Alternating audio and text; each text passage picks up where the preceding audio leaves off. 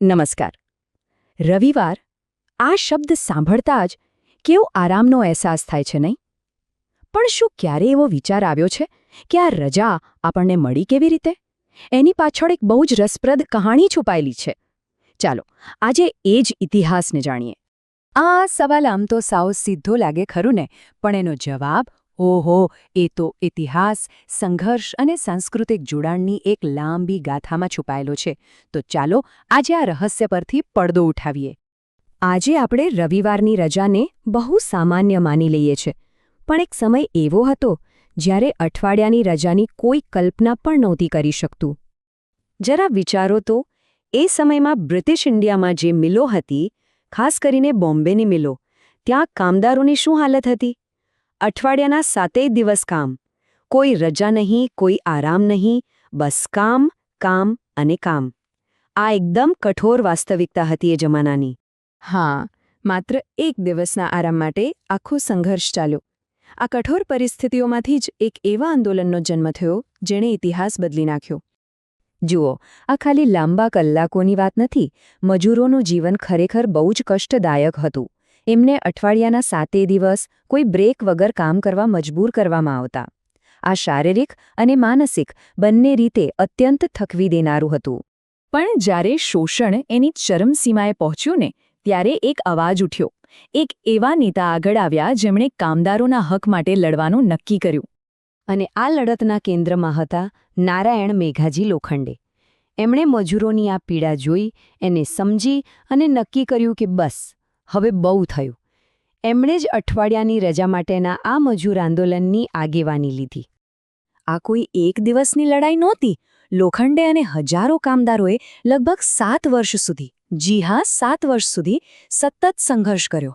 વિરોધ પ્રદર્શનો કર્યા, આવેદનપત્રો આપ્યા અને બ્રિટિશ સરકાર પર દબાણ બનાવતા રહ્યા. આ એક બહુ લાંબી અને કઠિન લડત હતી. અને પછી એ દિવસ આવ્યો જેની બધા રાહ જોતા હતા. તારીખ હતી 10 જૂન 1890. એક ઐતિહાસિક દિવસ.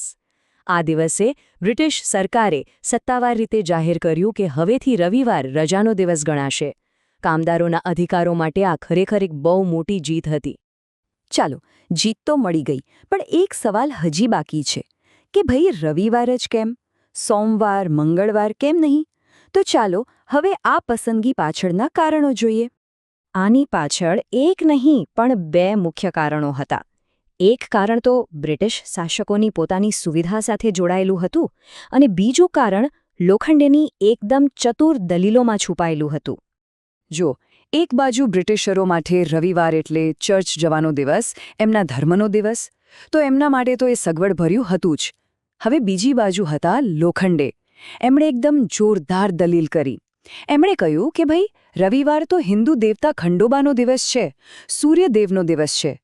એમની દલીલ એકદમ સ્પષ્ટ હતી કે જો અંગ્રેજોને એમના ધર્મના કારણે રજા મળી શકતી હોય, તો ભારતીય કામદારોને પણ એમના સામાજિક અને ધાર્મિક જીવન માટે એક દિવસનો આરામ તો મળવો જ જોઈએ. શું વાત છે! પણ આ વાર્તા હજી અહીં પૂરી નથી થતી. તમને જાણીને નવાઈ લાગશે કે રવિવારની રજાનો આ આખો કોન્સેપ્ટ ભારત કે બ્રિટનથી પણ ઘણો જૂનો છે. એના મૂળ તો પ્રાચીન ઇતિહાસમાં બહુ ઊંડે સુધી જાય છે. તો સવાલ એ થાય કે આ અંગ્રેજોને રવિવારે રજા રાખવાનો વિચાર આવ્યો ક્યાંથી?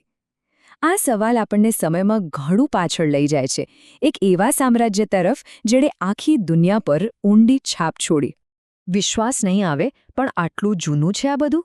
રવિવારને આરામના દિવસ તરીકે સ્થાપિત કરવાનો વિચાર લગભગ 1700 વર્ષ પહેલાંનો છે. થયું એવું કે ઈસવીસન 321માં રોમન સમ્રાટ કોન્સ્ટન્ટાઇને આખા રોમન સામ્રાજ્યમાં રવિવારને આરામનો દિવસ જાહેર કર્યો.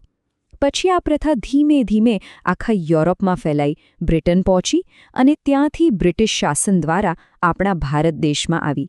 એટલે કે આપણી રવિવારની રજાના મૂળ છેક પ્રાચીન રોમ સુધી પહોંચે છે. તો આ આખી વાત પરથી શીખવા શું મળે? સૌથી અગત્યની વાત એ છે કે રવિવારની રજા આપણને કોઈ ભેટમાં નથી મળી.